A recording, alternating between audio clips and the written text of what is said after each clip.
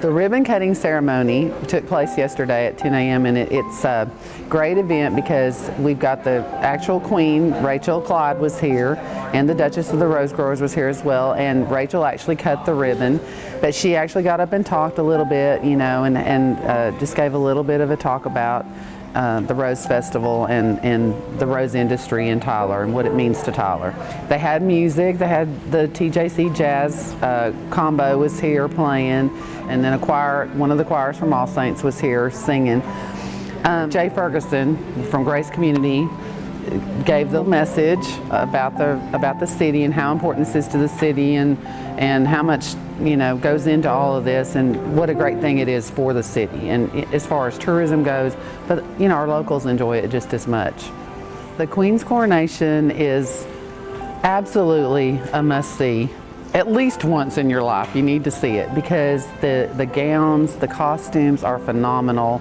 It's just an amazing event, and what amazes me is those girls, they have to get down with this heavy costume on. I mean, keep in mind, these costumes have tons and tons of jewels on them. I mean, they're very heavy. The Queen's train on, it's probably over 130 to 150 pounds total weight. So she is coming down those stairs dragging this very heavy train on her shoulders, and she comes down these stairs and then she gets down on the floor, completely on the floor, without holding on to anything, and she goes completely to the floor with her head and then comes back up and then stands back up with holding on to nothing. Just the beauty of it and it's just an amazing thing to see.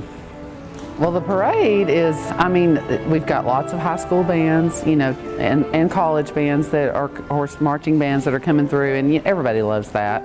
Who doesn't love to hear a marching band? You know, that's just so cool. And you're out there, it's kind of crispy and cool, and you know, tons and tons of people all along the streets watching the parade. But you've got these beautiful floats with all of the Queen's Court, you know, different ones on different floats. And so they're in their full costume, so you get to see that. We have the Shriners, always the Shriners, you know, driving their little cars and their little motorcycles.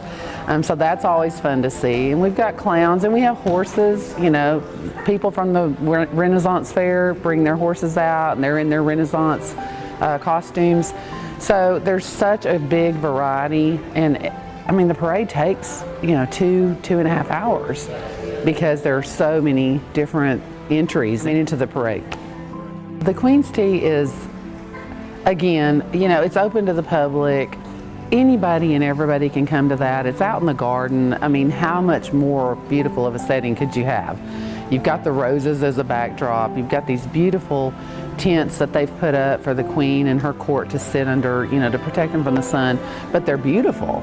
And you've got these girls out there in their full costumes, and they're sitting out there taking pictures. They're so gracious. They let people, the little kids, come up and they stand there and they get their picture made, and it's just the most precious thing. That's probably my favorite event of all of them. I love to see the little girls come out. They just love to see the Queen dressed up. It's like, you know, oh, mommy, she's a queen, she's a princess, you know, and it's just so sweet. So, but it is really great because you can really get some great photo ops out there in the garden, better than you can get anywhere else, honestly, because you can get up close and personal.